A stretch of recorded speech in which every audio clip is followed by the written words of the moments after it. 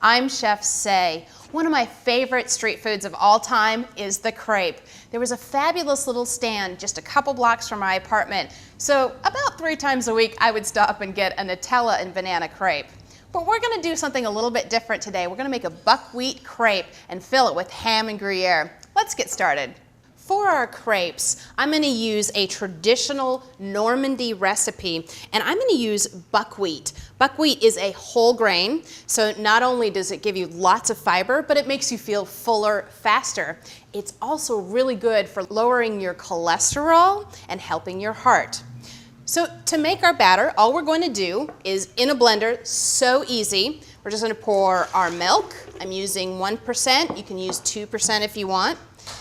Going to put in our eggs, and I like to put in my wet ingredients first so that my dry ingredients go on top. It's easier to mix. In goes my flour. I'm just using regular unbleached flour, and then finally my buckwheat flour. And the buckwheat gives it a really nice nutty taste, which I really enjoy. And then all you have to do is put the lid on really tight and mix away.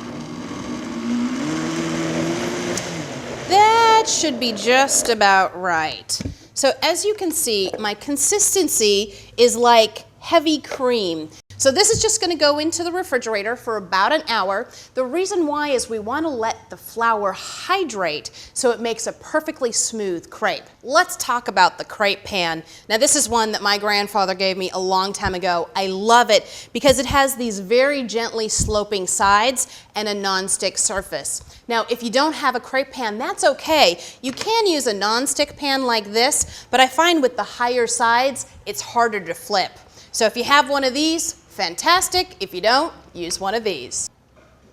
My batter has been sitting in the refrigerator. You can leave it overnight if you want to do it the night before. And the reason I left it in the blender is so you can give it a quick mix when it comes out of the refrigerator, because the buckwheat kind of tends to settle.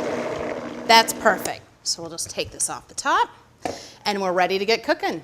My crepe pan is nice and hot, so I'm just going to take a little bit of butter. You don't have to butter too much. I just want to give a little bit of coating, and I cheat a little bit. I use the whole stick of butter like this. You're not actually going to use all that much, maybe a tablespoon for 16 crepes, but I find it works better than a silicone brush. Now the fun part. So take your crepe batter, and we're going to pour about 3 or 4 tablespoons into the pan. There we go.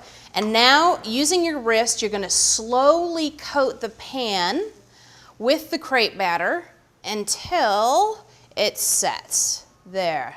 That is perfect. Now we're just going to let this cook for about a minute until the edges get nice and dry. See how our crepe is really dry around the edges? That means it's time to flip. Now, using a fork or a spatula or even your fingers like I do, just gently lift it up and flip it over.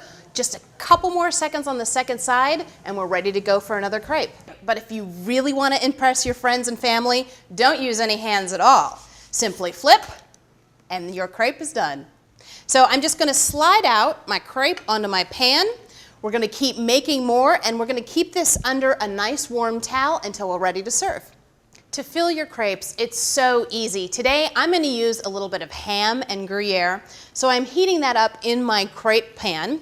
And then I'll take our beautiful crepes, just put it down on my work surface like this.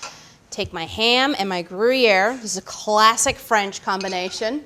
And then fold it up into quarters, just like this. Set it on my plate, and these are ready to go. Now, you can fill your crepes with anything you want. Be creative, but I have to take a bite of this one right now. Happy and healthy eating.